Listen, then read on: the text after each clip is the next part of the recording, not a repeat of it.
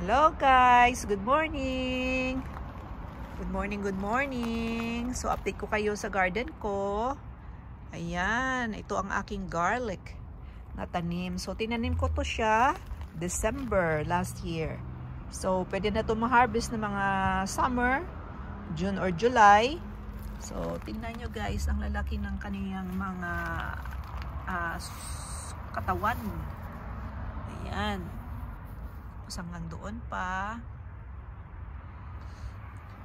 So ang gusto ng garlic, mag-start ka magtanim ay malamig na panahon like December.